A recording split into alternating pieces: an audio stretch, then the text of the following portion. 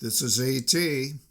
Some comments on these videos take issue with my use of the year 1960 as one that separates the pre from post anabolic eras. In other words, athletes prior to 1960 were likely natural, in other words, no anabolic help, maybe some other things, but no anabolic steroids.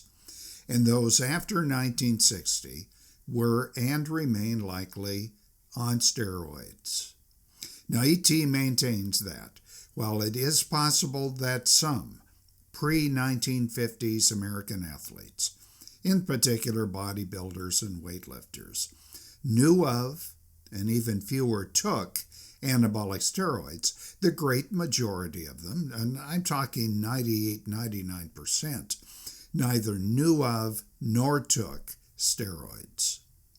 Now, to do justice to this subject, in other words, providing both sides to the argument, requires two separate videos.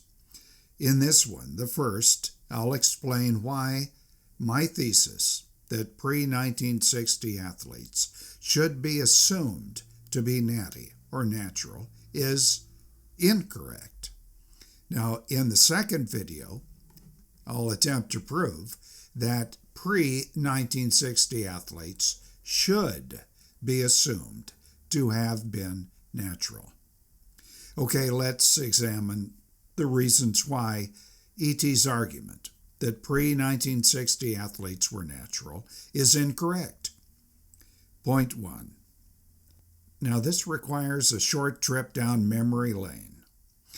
The power of whatever was produced by the male testes has been for millennia, we're talking thousands of years, a subject of interest for people ranging from tribal societies to very advanced civilizations, all of which seem to understand that to consume the testes, think of Rocky Mountain oysters, would enhance virility. In fact, more recently, in the 1950s, Vince Gironda, the iron guru, advocated eating fertilized eggs, up to 30 per day, to promote lean muscle growth, and he maintained later that it would mimic, and in some cases exceed, taking something from a needle or a pill. The ancient Greeks understood the correlation between strength, endurance, and vitality, and the health of the male testes. Aristotle wrote on the effects of castration, and that study continued into the Middle Ages, where they practiced that barbaric act. Later in the 19th century, Arnold Berthold, and I'm trying to grab this from memory, Charles Brown-Séquard, made scientific inroads to identifying and then isolating that particular secretion responsible for male virility. It's what we know today as testosterone. Point 2, why pre-60s athletes may have used anabolics.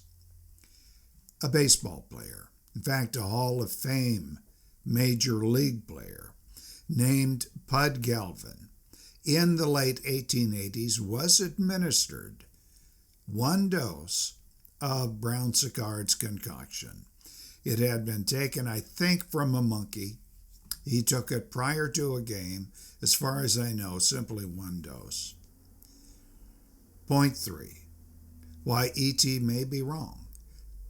During the 1930s, two companies, one Swiss, one German, identified and, more importantly, found a way to manufacture testosterone without the need of expensive methods of extracting it from animals. Later in the 1940s, discoveries in Mexico of a particular variety of yams led to even less expensive, in other words, really affordable, manufacture of testosterone. And during the late stages of World War II, Testosterone was administered to wounded soldiers, and later, during the 1950s, that was after FDA approval, to burn patients, some elderly men, and younger men with hypergonadism. Point 4, why ET is wrong. And many pre-60 athletes were on the juice. In 1945, a book appeared, The Male Hormone. It was written by Paul de Kruif, and it extolled the potential of testosterone. Now that's 15 years before the invention of and distribution of Dianabol. After World War II, occasional magazine advertisements did appear purporting a magic male elixir could be purchased by simply sending in a check or money order. Point 5 of why ET is wrong. As early as the 1952 Olympics, Eastern Bloc athletes, especially in the events requiring fast-twitch muscles, were rumored to be taking something. Now, that rumor was confirmed after the 1960 Olympics to be an anabolic steroid. Perry Rader was editor of Iron Man magazine, arguably the most reliable health and strength publication of its day. And he explained how he felt when he witnessed the Russian performance and other Soviets. And I'm quoting Rader. The Russians had that extra spark of vitality and drive that enabled them to come through and win, whereas our men lacked just a little of the making in their final lifts. Bob Hoffman, editor of Strength and Health magazine and coach for the York weightlifters at the Olympics, said, and I'm quoting Hoffman, the communist lifters who last year had been, mediocre, were now sensational lifters, transformed in both physique and strength. So it seems as if E.T. just destroyed his own argument by showing that testosterone had been an interest for millennia and was, as part of a concoction, administered to a baseball player in the late 1880s, and that testosterone had been written about, although not identified by that word, as early as 1888 in at least one major newspaper.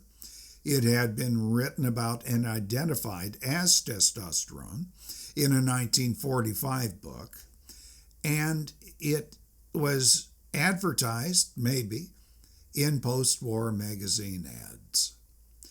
Also, testosterone had been synthesized in the mid-1930s and manufactured relatively inexpensively during the 1940s.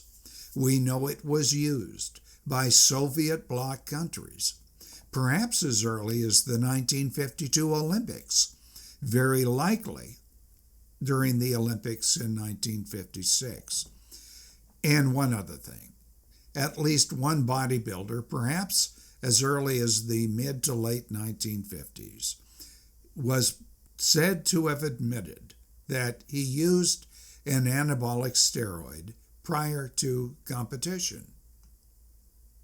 All right, with all that said, E.T. maintains that all the points that I just made above, to the contrary notwithstanding, the overwhelming majority of Americans, maybe 99% or higher, did not know of the existence of anabolic steroids, and an even smaller percentage ever used them prior to 1960 with the coming of Dianabol and later. And I'll discuss why in a follow-up video. Now, were all you detractors happy with E.T.'s presentation here that countered E.T.'s own argument. Put your comments below. Do subscribe to this channel. Hit the like button if you would. Thank you very much.